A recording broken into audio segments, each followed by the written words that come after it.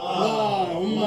صل على محمد وآل محمد. اللهم صل على محمد وآل محمد. اللهم صل على سيدنا محمد وآله الطيبين الطاهرين الأوصياء الراضين المرضيين. وصل اللهم على محمد وآل بيته الطيبين الطاهرين. اللهم صل على محمد وآل محمد. عجل لوليك الفرج. أي jokkitoɗe e nder sonno ɓe makirnono kakarama ko ɓe darnanno en ɗo ƴetten seeɗa e o ayatal kursiyu. Allah wi ka ayatal kursiyu ɗo no gandi oɗo aya ko aya jeeyaɗo e ayeje ɓurɗe lollude e nder Qur'an. Riwayaji no woodi yewtude fi o aya. Ayatal kursi kalima al kursi no e muɗum. Joni non ko aya goto ɗon geli son wattani yilla no woodi buy jangoɓe o aya si walike riwayaji no woodi fi muɗum. Leggi hijabu oɗo aya ko aya andiraɗo ayatal kursiyu. No jeeya e ɗin riwayaji fillama e nelaɗo wonde sayyidul qur'ani al-baqara. Ko qur'ana woni koho, ko bagara woni koho e nder qur'ana. Koho qur'ana on ko bagara. Wa sayyidul baqarati ayatul kursi. Ayatul kursi o ko kanko kadi woni koho on e suratul baqara.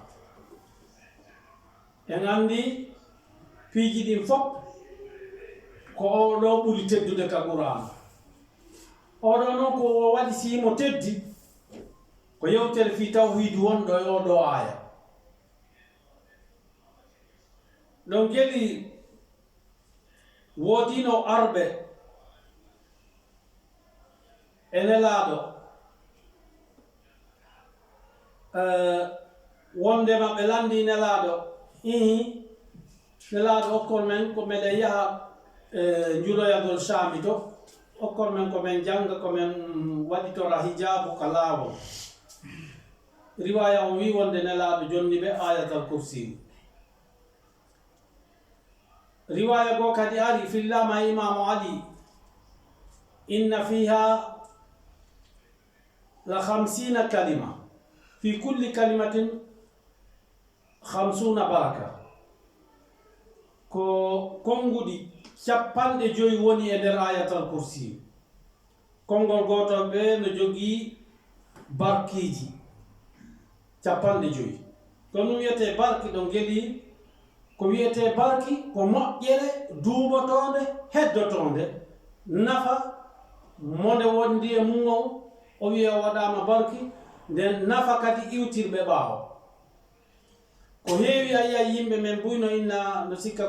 enfin no heewi définissirde waɗede barki ko kaali zurriyike o heɓi zurriyaji o heɓi ɓiɓɓe ɓuy o heɓi jawdi ko ɗum o heɓi cuuɗo ɓeyna waɗama barki kono wono barki ministirɓe ɓe nangaɓe ɗeɗo balɗe on andi ɗum ɗon na barki ka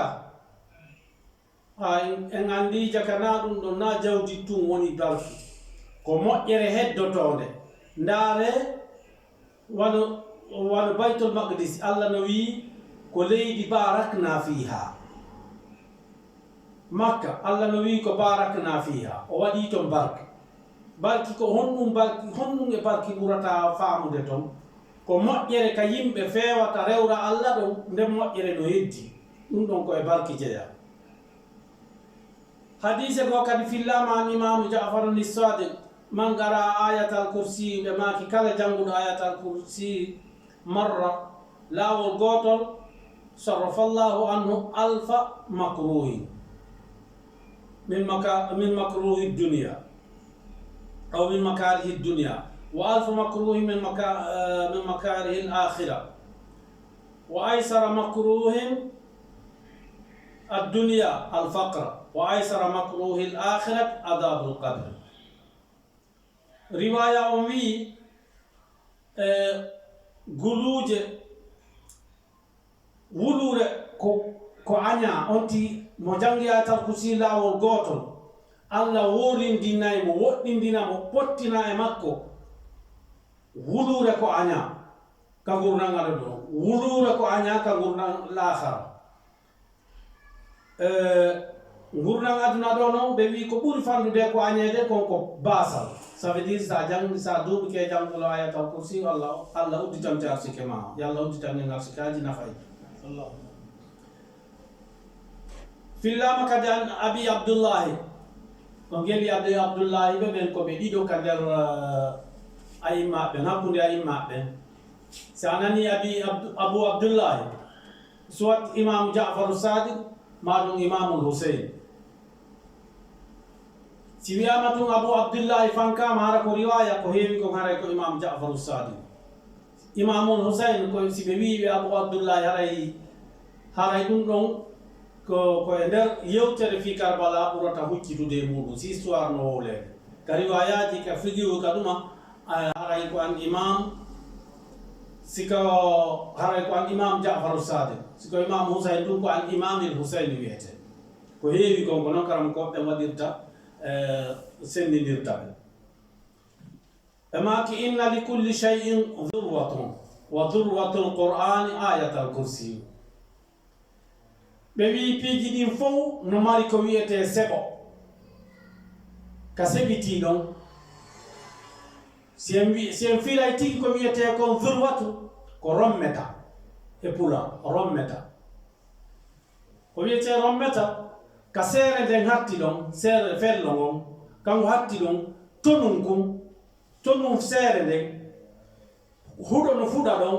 ko kamɗon ko kon huɗo ɗon kako hatti ɗon ko ɗum wiyete rommeta. joni o wi noon haray ça veut dire piiji ɗin fof no mari hattode qur'ana on ko ayatal kursi ça veut dire ko qimma hattugol e towugol jogagol martaba e moƴƴere. والروايات الواردة في كتب العلماء الشيعة والسنة يوتريجي روايات في برال آية الكرسي وجيبيدون كو أدى دفت سنة كو ويندا دفت الشيعة ودون هيوي هاغو وواتا وبدار نجيا ايدين كو فيلا أن رسول الله صلى الله عليه وآله وسلم ماكي أوتيت من أحكام آية الكرسي وأودو آية من كنز تحت الأرض ولم يؤتها نبي كان قبلي ko ɓe hokka kon e ayatal kursi hay goto heɓali ɗum ɗon e annabaɓe attiɓe ɓe ɓen haray ayatal kursi ko aya jeeyaɗo e ɓurɗo mawnugol ndaren ɗo ko honno Allah addiri ayatal kursi o hiɗen wawi yiltitade fayin e ayatal kursi o watta nen yilla moƴƴa ayatal kursi on no jogiiɗo toɓɓe seeɗaje ni e telemma mayre ɗon geɗi ayatal kursi no jogii ahammiya moƴƴa on telemma enen julɓe ɓen ɗon geɗi hay ka si goɗɗo heɓi fatunde salatul wahsha on julɗe ɗiɗi juuleteɗe si goɗɗo fi jande goɗɗo wattina fi neldugol mo ɗen ɗon baraji ɗen ɗon darde ɗiɗi hino jeeya e ɗum ko ayatal kursi jangete darde aranere ne ɓaawa fatiha watta inna anzalnahu laabi sappo e darde ɗimmere nde joni noon hino ton riwayaji wi'uɗi ayatal kursi on ko yaa yehu ha hewtoya ka o wiɗon wahum khaliduna ɗon andi noon ɗon ko ayeje ɗiɗi haray no ɓeyditi ayatal kursi on ayeje ɗiɗi wala ikraha fi ddini ha waya aya ɗin mo hikkoyɗo ɗon on ka hatto e wahum khaliduna woɓɓe noon no wi siɗa wadde salatul wahsha on be wattaɗen ɗon ɗiɗi onti no wawi wattude e hidiya tan kono noon ndaren e ɗeɗo toɓɓe est ce que ko ayatal kursi on ko wahu al aliyul adim ko ɗon ayatal kursi on hatti ka be on tigi feƴƴa yeeso ton ko ɗen toɓɓe ɗon on tigi faala sappade ɗo ɗo sabu ɗum ɗon ko hunde wonde très important ɗon kadi selon karamokojon ko analyse ɗo koko faami kala ko wona yewtede e riwayaji e ko wawata wonde wo e fi fadlu ayatal kursi e ɓural maggal e moƴƴere may moƴƴere ayatal kursi o ko wiyete ko ayatul kursi o wiyani ayatul kursi sakko wona ko aya jettati ma aya tawi al kursi ko ayatul kursi ɗum ɗon no holli wonde ayatul kursi on ko o goto ko ho hattide makko wo huwa al aliyul azim ɗum ko goo ɗimmel mum inna jamia riwayat allati أوردت فضيلة هذه الآية وعبرت عنها بآية الكرسي كلا رواية أرنكو يوتتك آية الكرسي آية الكرسي آية الكرسي تدل على أنها آية واحدة لا أكثر نقول لي وند الرواية دون ما دي صفة دون نواي سبنا دي وند آية أنكو أغوتو بيت وندو كدي من كدي ميواوا ويهودين odo aya ko be di riwaya ji hollaydi en dum do tabintinana en wonde ko ayatul kursi ko aya goto no holli jaka ko nelaado kadi holli jama'o aya on ko honto hatti ni naali numéro to gongol wada numéro go didi tati onde ko nelaado wadi dum hay dulle kadi no waya kambe tigi wadi parce que si be inni aya kaari ko do hatti haray no holli aya dimmo ko do hatti haray tammo ko do hatti dum do ko wawata en hewtinde yawtinde ponhu ko ponhu no dari ɗon no wiya qur'ana moɓa ɓawo nelaɗo hari nelaɗo fatike ɓe hulita sahaba e maayo hunjiɓe qur'ana pocco pacca fi ɗaɓɓangol yimɓe tumɓure fi liɓgol martaba qur'ana wallingol nde leydi sina ɗum si yeehi ha adduno nde on seniki akkide moɓaka haray kon heɓirten sûr et certain assurance wonde nde moɓano ko timmitis no nelaɗo accirnono wawata wonde kono hila sikka wallay goɗɗo ha tawata a fallitoto woni an tigi ha naafi noon mo wallata o wano manugol goɗɗo ha wiya on hay nelaɗo o faljiti ma nelaɗo ari juuli ɓawo makko ma sifa ɗin ɗon piiji a andi muraɗ ɗin no hulɓini ha goto ɗon defa en ɗum ɓuri ko ko wiyete arabujo ko ɗum sigurana ala ko hakkiliɓe ɓayno enen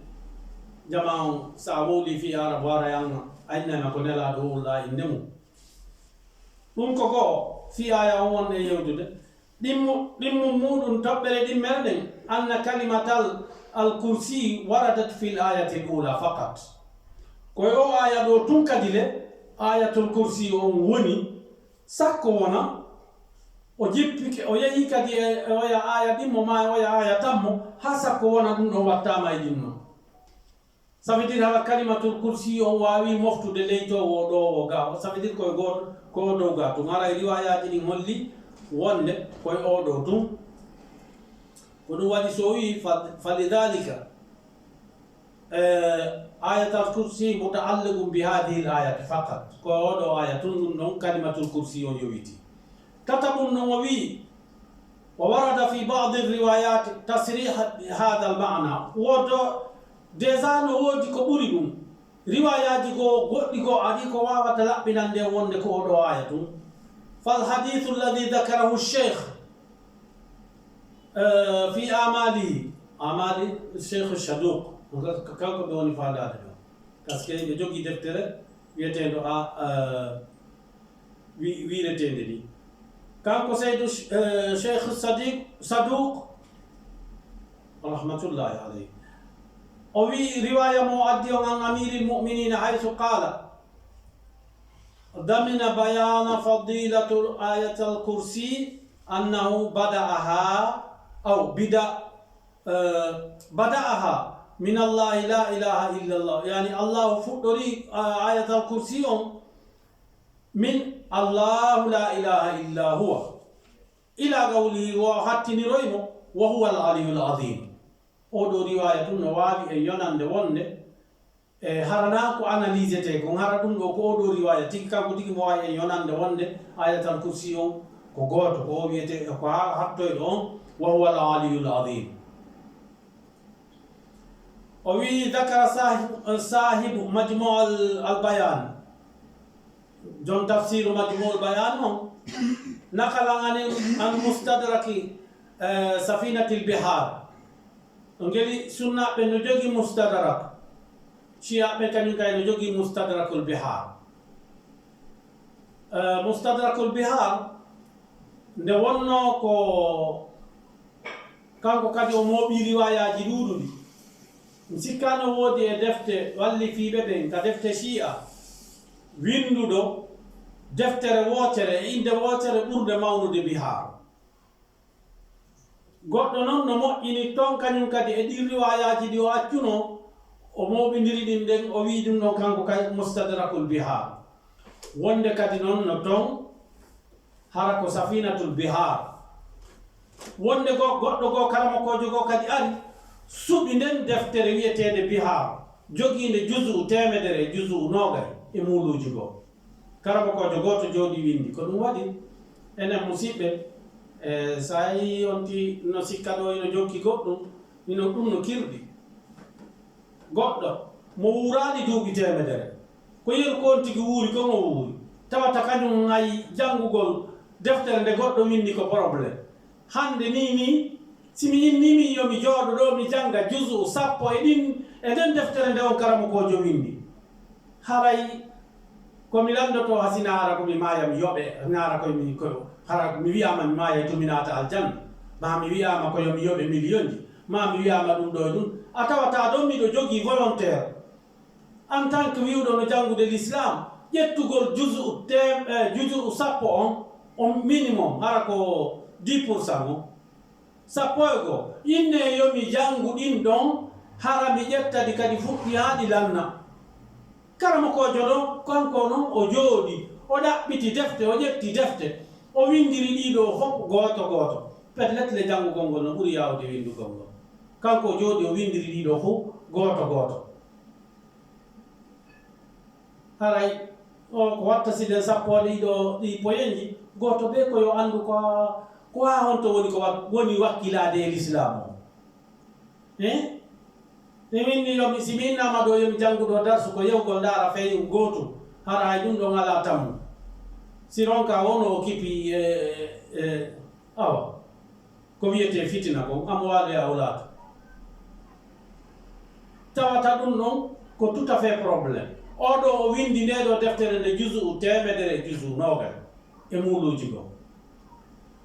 goɗɗo go kañum kadi ari jangi ko o windi kon fop on ɗon meɗen woɗɗodiri ka nane ko juzu 10 min hay juzu goto on e nder bihar no ɗuɗani on tinandi naafi janngugol kanko kadi o ƴetti o jangi ko woni e mayre kon fof o suɓi kanko kadi hadiseje laaɓuɗe ɗe henanɗemo ɗen o wi deftere nden safinatul bihar andi albihar ko maayo deftere ko maayo o windi ɗon goɗɗo moƴƴini kañum kay laana ko fubbo e kon maayo ɗum ko deftere nden goɗɗo kadi ari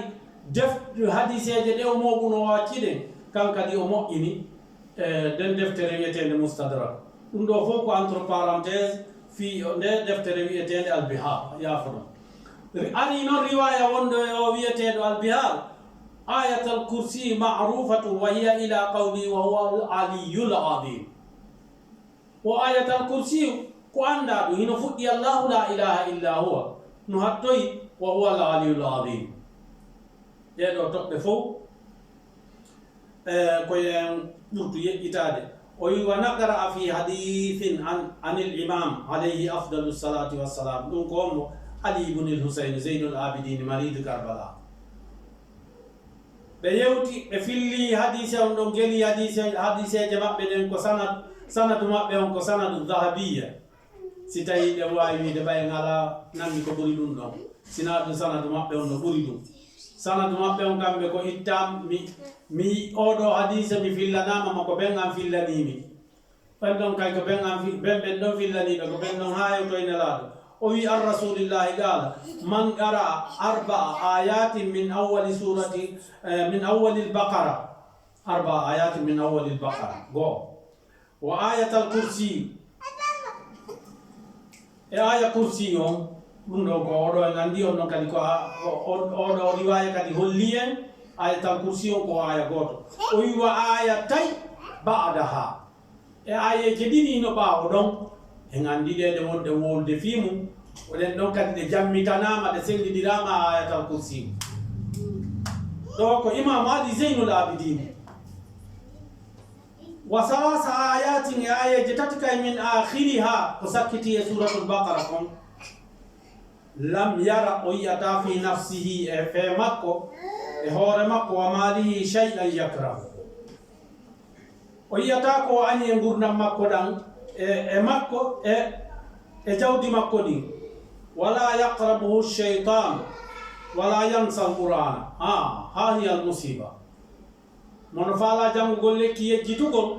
o wi ko yo duumo haray e ɗiɗo riwaya on ko ni wiye haray ko yon tigi duumo e janngugol wono ayeje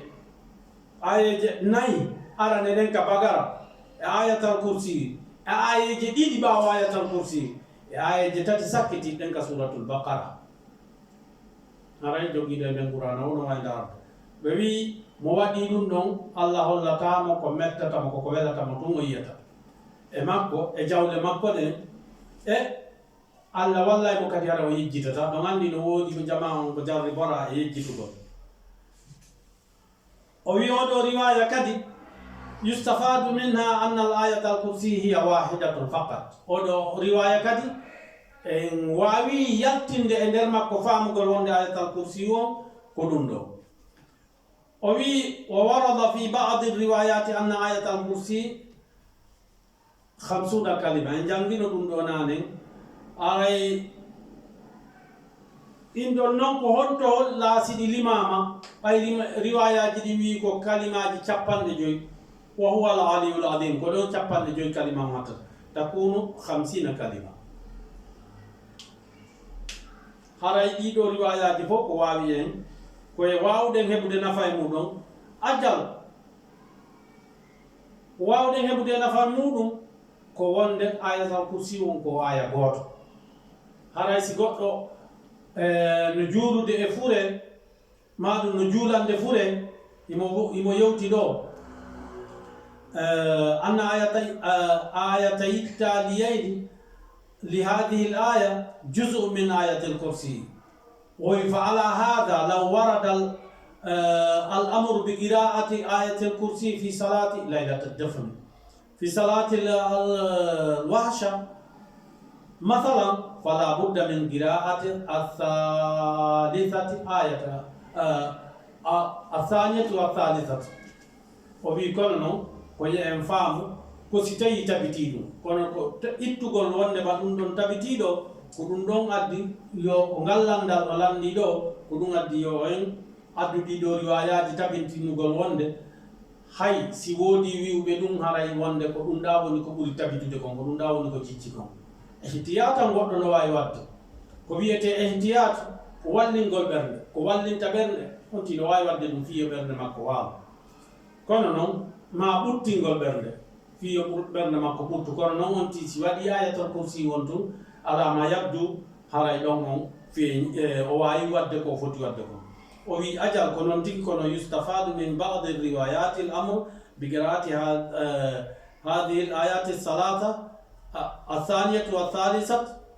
وهم فيها خالدون ها أنت هوتيك وهم فيها خالدون دون أن تكون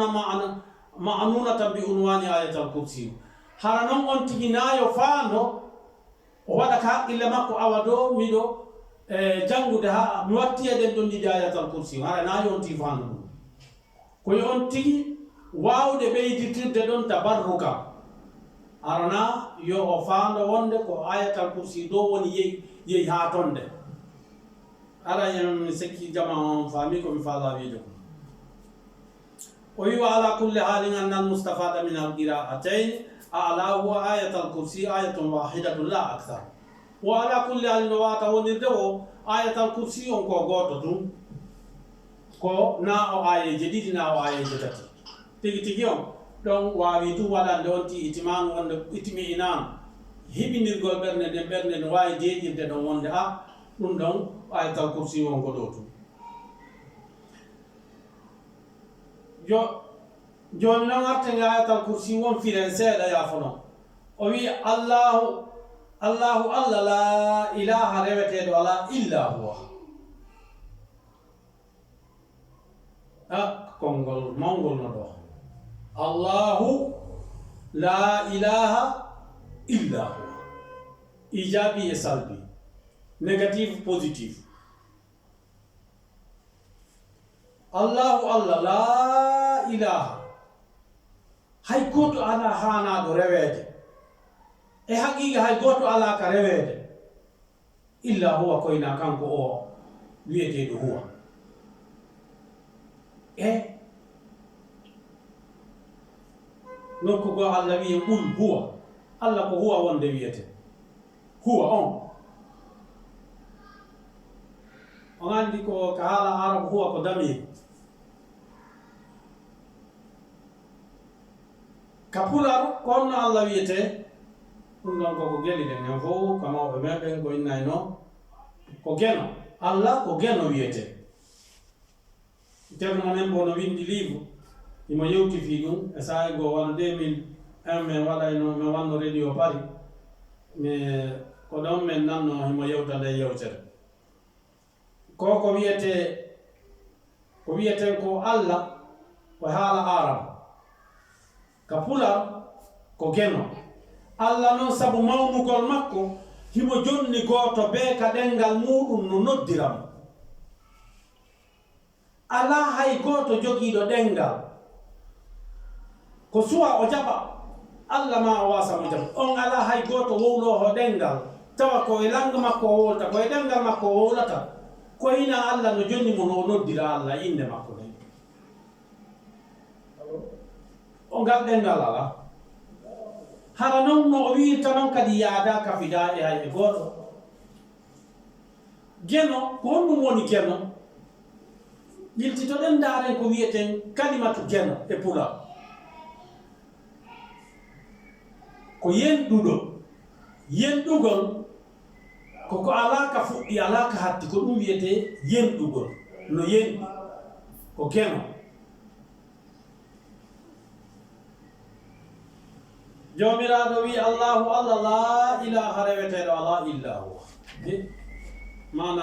mana lugguɗono ɗo o wi yani aldhati alwahid aljamaa aljamiati li sifati alkamal allah ko konngol mawnugol moɓidirgol kala ko timmi innahu khaliqun alimul wujud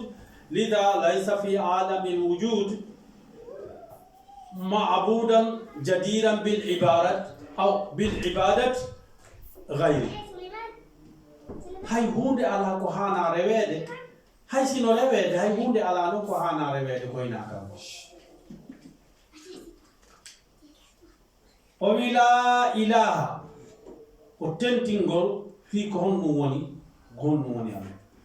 وسوي آية الكرسي ونو هنا ماوني ayatal kursi we qul huwa allah ino mawni kanji ɗiɗi ko tawhidul khalis koko laɓɓini posfi allah yewti fi makko ha tawata tawhid o fof ino tabitina nde wonno noon tawhid ko kañum woni tugalal ngal kal islamu ko goɗɗo wawata wondirde e muɗum wawa wuurdude e muɗum tawata si o ala ɗum ɗon ko juuli o jangi o nafatama imo wiye ko julɗo kono haray wona o hewtal taw ka lubbul islami tawhid ko ɗum waɗi noon sabu himmugol nde toɓɓere hino ukki karamokoɓe buy e recherche ji ha naatoy e ka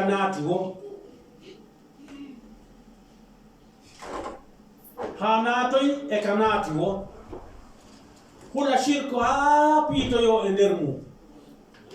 ɗaɓɓitoya tawhidi ha waɗamo allah ɓe buy kon ɗum waɗi si wiwɗen no ɓe yehi ka tawhid yahe ka arrisala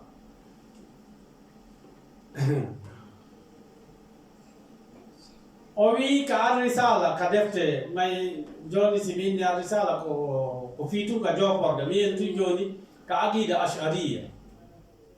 ko allahu ko hayyum bi hayati ko ni ɓe wiiri ayi recherche o naati yimɓe ɓen haa kaɓe ɗuɗɗini haala haa kaɓe hewtoyɓe ɓe lintinni Allah tawa on tigi andaade honnu ɓe wi himo yi'a mo yiira yiirude baynama ka madhaba ahlul bayt nde wonno kamɓe on andi ko madhaba ahlul bayt ɓuri welirde ko heɓirta dakamɓe e madhaba ahlul bayt ɓurɗo timmude dakamɓe min momi ɓuri heɓude on ko tawata ko karamokojo ma wonɗo ka karamoko tawhid on ko on kadi woni karamoko ma ka fiqihu ko on kadi woni karamoko ma ka akhlaq ko on woni kadi karamoko ma kadi ka hadith nafsu shay baynama sa yehi ka ahlus sunna karamokoɓe fiqihu ɓen ko wano maliki en shafi'i en hanafi en hanbali en karamokoɓe hadise ɓen ko bukhari en muslim en waytayɓe ɗon ibnu majah karamokoɓe ɓen ka tawhid ko wano abul hasan al ash'ari en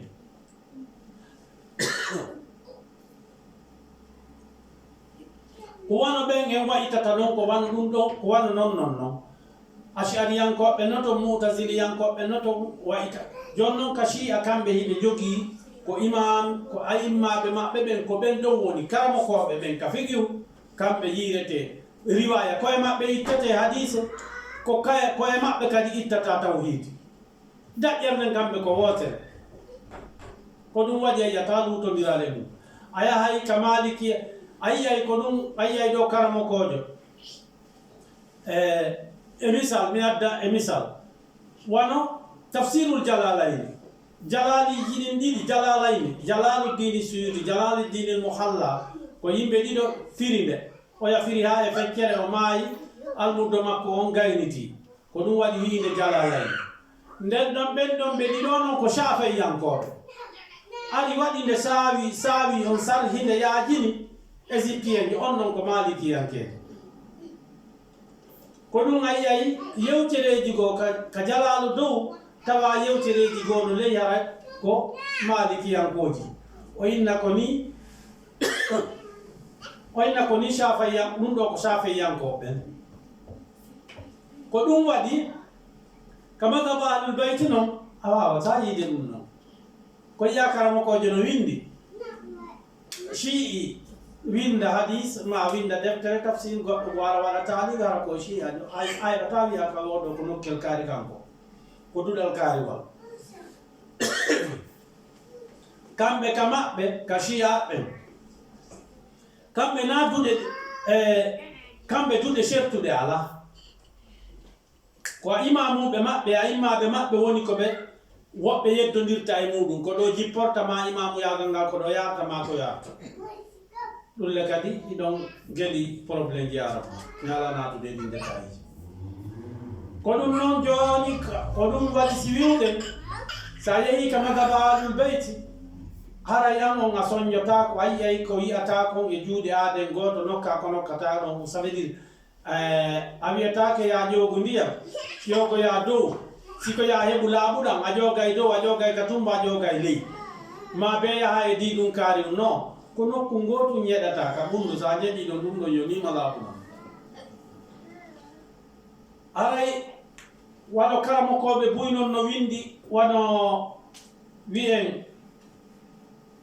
karamokoɓe atba'u Muhammad bun Abdul Wahhab kamɓe iɓe naati e ɗin détails ji naati e ton kañum kadi naati ha tawata hara e ɓuranɗum heɓugol porde sorti ɗon no satti ha no mettani ɓe fii adda hadiseje ɓe adda riwayaji ɓe naata e yewtereji karamokoɓe ha tawata yaltinoyay ɓe waɗa Allah piiji ɗiɗi ɓe inna hayyum bi hayatin ko wuruɗo e gurdam baynama ka madhaba ahlul bayti kamɓe ɓe wiyay hayatuhu dhatuhu on kamɓe ɓe inna Allah no wuuri ko gurdam o wuuri ça veut dire kanko ko feere gurdam ɗan ko feere ka ahlul bayti kamɓe ɓe inna ko kanko tigi woni gurdam ɗan ko kanko woni Allah ko on Allahjo woni gurdam gurdal nan serta ya Allah ɓeeɗa ɓe inna lahu yadu o ɓeyna sami'um bi sam'i naniroho nande ɓeeɗa inne o oye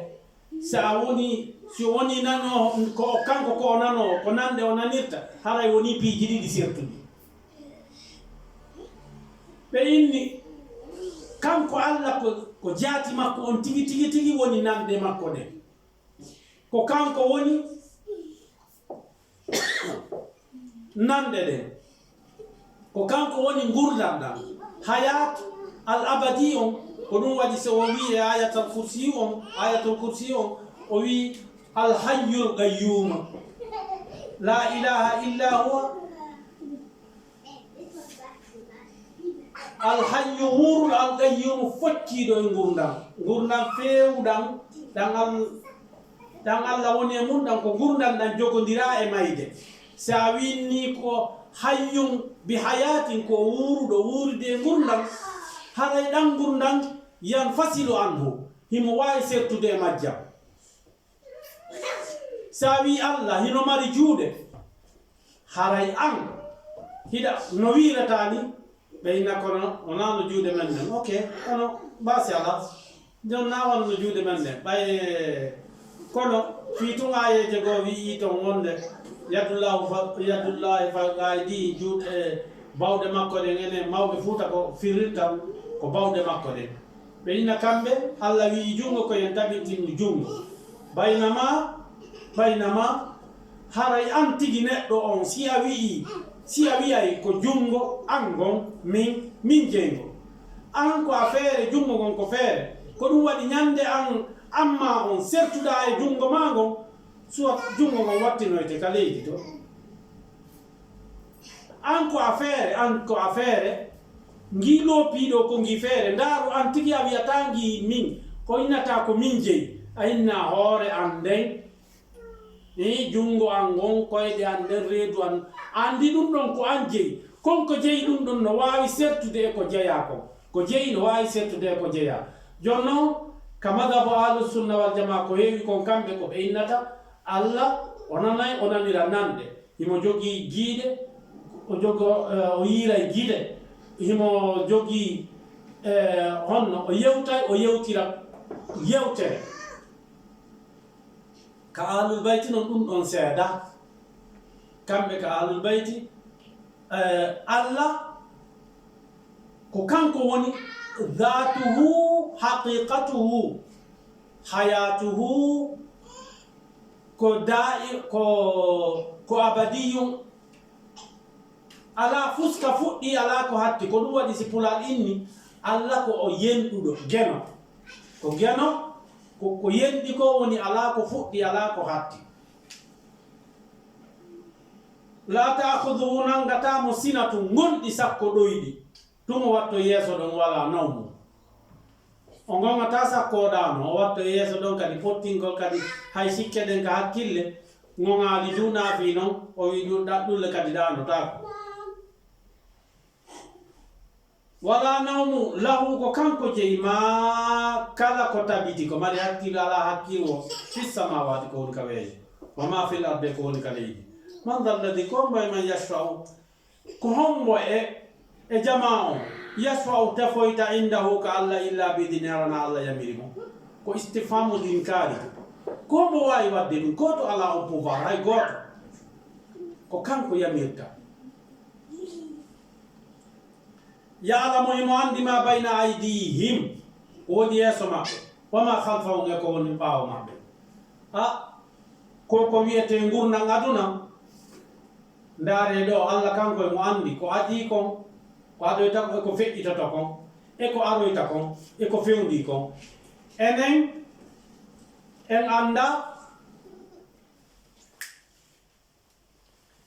en anda ko fewndi hande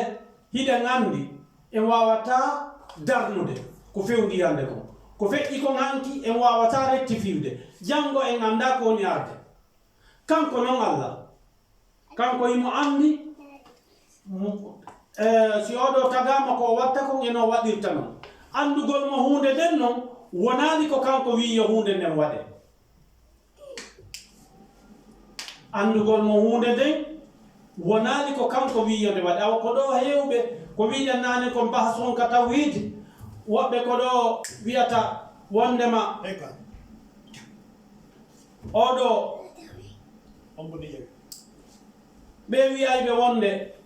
ko Allah tagi goɗɗo ɗo o taganimo Abdoulaye feƴi fen ko ɗaɗo salam pakkinde jonnani katu aleto ko ɓe wiyayɓe wonde Allah tagi goɗɗo ko o tagirimo ko yo naatu yiite ma ko yo naatu aljanna ko ɗum ɗon woni haala kan ko ɗo woni haala kan kamɓe ɓe wii Allah ɓayno andi kaari si jibinama o wuuriray ni wono no wiireten ɗo ni joni o arɗo fewndo ɗo ardiɗo ka meɗen kanko hay goto anda ko honno sakkitorta hino renta fewndo ɗo ko woni wadde kon o iwɗo ɗo nde ñande hino andama ko o waɗi kon ko andete hande kadi ko tandinete hande kadi so artiɗo ko hunde ko sifa ɗum ɗon o watta joni noon Allah kanko wona noon gandal makko ngal fi himo andi kaali si jibinama o rewataɗam o watta ɗum ɗo e ɗum ɗo haɗata waddanamo nela o addanamo qur'ana o addanamo deftere o addanamo annabajo o yettomo ko o waɗa o jaɓama o salo o nangitiroyamo ɗum ɗon hollali wonde ko fihimo anduno ɗum ɗon hollali ko ɗum ɗon o muyanimo awa ko ɗon jama buy innata kam ko woni wo ko Allah muuyi paynama fiida jogiiɗo janngoɓe élève ɓe tato nayo jogo janngoɓe ɓen jogo fof fii hiɗa andi oɗo ko faible o feƴƴita ka examen ji makko a wiyay kanko mo tawe examen ji ɗin a wiyata ko si o tawama examen ji ɗin o landama o jabaki holla non wonde Allah jama on preuve wonde ko ɗum ɗo haɗimo feƴƴude o classe kiiɗo ɗon joni noon Allah ko ɗum o addiri annabaɓe himo andire woɓe ɓen eɓe ɓe rawatamo ɓe ne jaɓayɓe ko wiyata ɓe ɓe jaɓataɓe kono fii himo andi ɗum noon o nangata on tigi tun o naɓiramo yiite jahannama fii himo andi ɗum noon haray o toñimo ko be o addanamo deftere o adda karamokojo o adda annabajo o adda surveillance ko surveilla examen ji ɗi fiita goto waɗu ta touriste ta wujju ta janfo on say goto be jonne bileten mumon a feƴƴima a feƴƴani awa ko ɗum addi yo Allah ko awa ko ɗon heewi kon e karamokoɓe ɓen ka mas honno ka dulal ash'ariya aboul hasan al ash'ari ko ɗon jama on feggi ɓeyna o woɓɓe ɓen Allah tagiri ɓe fii yiite jahannama Allah kanko de na ɗum no wi ko ma halaqtul jinna wal insa illa liya'budun yon noon ko man sha'a falyu'min wa man sha'a falyakfur o tagirali jama on sewna yoɓe rewmo kono mo sali himo andi noon no woday toon ɓe rewatamo woday toon ɓe haajaka e rewgol no kono fii ɗum haɗata waɗa ko foti wadde kon fof awa ko ɗum waɗi ɓuraɗen ko ɗum waɗi sen inni se wiwɗen se a naati détail e ko fiitelemma no karamokoɓe ahlusunna ɓe firiri wahdatil wujud e wahdatul mawjud haray no metti fiya a soñjay hoorema ha ronka anduga yaltira oɗum o wi wala nawmu lahu ma fi samawati wa ma fi l ard lahu ko kanko man dha alladi yashfau indahu illa bidni yalam ma bayna aydi wa ma khalfahum wala yuhituna kamɓe ɓe anda bi shay'in hay hunde min ilmi e gandal Allah ngal illa bima sha'a koyna ko andini ɓe ko faala andingol ɓe o andini ɓe kadi wasi a yajani kursiyuhu ko wiyete kursi kon yajani as-samawati wal ard ko wiyete kursiyu kon joni sen firay kursiyu ko jullere woni kursi e haala pula arab ko ɗum wawa utilisé ta kay kursiyu kono na kursiyu ka jooɗe o wi noon kursiyu on o andi kursi no ton arshi no ton kursi on asamawu o leyɗe o kam ça veut dire ɗi planète jiɗe wonde nge muɗo fof o mondu wiyeteɗo laani ha iɗo o monduɗo o fof makko si moɓama waɗama e coursiyon no wa sa ƴetti meselal a bukki e nder sahara hande ka a wiyatma seɗa faalaɗa hélicoptére bugora ɗon meselal kono coursi planète je ɗen fof wayi e coursiyon joni noon coursiyon kañum kadi eko heddi kon fof ko noon wayitata e nder arche o ça veut dire ko ya miijito ha ka miijo ma ngon hatti ɓay kango hingo mari kango hatta ngo miijo ngon hatta naafi kala en nodditoto miijo ala ka hatti kono a miijoto ha tawata ala ko miijoɗa yeeso ton ko ɗum woni ko woni ala ka hatta o koko ala ka fuɗɗi kala ko mari ka fuɗɗi no mari ka hatta ɗum konko mari ka fuɗɗi ɗon ko miijo mawri ka fuɗɗi alors ɓe ko heɓa kanko hatta ko ɗum allahu kanko noon tawde o ala ka o fuɗɗi ala ka o hatti ko ɗum waɗi ko abadiyul adaliyu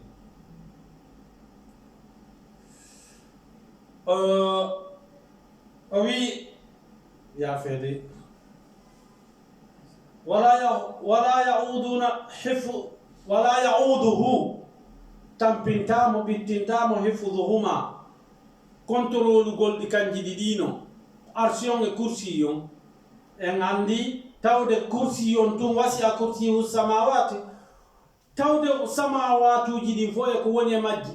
coursiyon hino yaajani ɗum ɗon hino ɓuri ɗi jallude o wowlani fi asama o renugol asama o renugol leydi ko yewti renugol ko coursiyu kadin ɗon heƴata ɗon coursiyu kadi ka heƴata ɗon e arsion o wi noon wasi a coursiyu samawatu wal ard wala yauduhu tampintamo hifduhuma sabu wa huwa al aliyu ko kanko woni towuɗo e kala hunde al adimu mawnuɗo e kala hunde akbar ɓurɗo mawnude e kala hunde ko ɗum sigi goɗɗo nde no juula o wiya allahu akbar min kulli chey haray mi tandini tun aya gono ari yeeso ɗo yewtuɗo la ikraha fi ddini wonde forsugol goɗɗo ala e diina no woodi hande hoccotoɓe jikko hay e fulɓe woodi wawɓe noon hande wiyayɓe diina ko aray ɗum oblige jama o waɗugol forsa jama o diina forsali hay goto qur'ana ko wi la ikraha fi ddini kono ɓe ndaara activité arabe no ɓe waɗiri puusiri piiji ɗin noon no ɓe jogori piiji ɗin noon no ɓe gerdi noon après nelaɗo ɓeyna l'islamu ko kafayaade ko kafayaji waɗugol futuhat ya uddita ɗiɗo leydi ya piya ɓeɗo jatta ɓeɗo ko arabe gerdi noon lamɗo goto arabe yahe ka deftere wiyetede bidayatul mujtahid wa nihayatul muqtasid oya maɗum oɗo ibnu khaldun ka tarikh ibnu khaldun himo yewti ɗum albidaya wa nihaya libnu kathir ma tarikh ibnu khaldun tarikh ibnu khaldun himo yewti lamɗo goto fewɗo arab ɓayɓe aadi Maroc ɗo de tele hanum sago maghribi ɓe indirta gaade hirnangue on fof Maroc Algérie ɗuma en fof hari ko maghrib ko telenga nangue fuɗirta toon ɓay kamɓe ko charque ɓe wontiranno ɗum o ɓe inni o goto on o heɓuno ɗon horɓe tumbay ɓe ari udditugol Maroc rewɓe hara ko berber tun rewɓe temeɗɗiɗo ko naɓanano lamɗo on ɗum ɗon fof ki fi lamɗo goto lamɗo abbas yankoto ko ɓeɗo naɓiri ko ɓeɗo walli l'islamu ka ko ɓeɗo lordi l'islamu ko duuɓi jeluɓe jooɗi Espagne ɗo awa ko ɗum waɗi ko nelaɗo adduno kon ha musidɓe ɗum wallinano to terta inna qawmi ittakhadhu hadha alqur'ana mahdura ɓe jogitike nde qur'ana ɗo ɓaawo maɓɓe haaju maɓɓe wonano e mayre o wi tattabayyana rushdu peewal feewi ko gonga kere waɗi o début kono kala ko installato kala ko daroto kala ko dartoto ɗo yo danke ha daro hulay kay si daro ko ɗum l'islamu piiridano ha tawi be fewndo nde ñande si nelaɗo dartanoki tawi ari ɓe éliminay no nelaɗo e ko ɓe wonduno fof ko ɗum dartinnoɓe ɗum waɗi si qur'ana wi tattabayyana rusudu min al gayyi à partir de hande goto dooletake ko akhlaqu rasul on yimɓe ɓen natirta l'islam faman yakfuru bil taguti kala man yedduɗo bewɗi ɗin wa yuminu billahi o gonɗini allah fakad istamsaka bil urwatil wuthqa haray o jogtike ɓoggol ngol taƴatagol la infisala laha al urwatul wuthqa ɓoggol hakkundewol ngol laawol wongol tummogol la infisala laha wallahu samiu alimu awa son nani noon al urwatul wuthqa ko ahlu bayti nubuwa haray kala man jogitiɗo ko wiyete ko ahlu bayti nubuwa haray o heeɓi al urwatul wuthqa haray miɗo tori jama on yaafuye assalamu aleykum wa rahmatullahi wa barakatuh allahumma salli ala muhammadin wa ali muhammad اللهم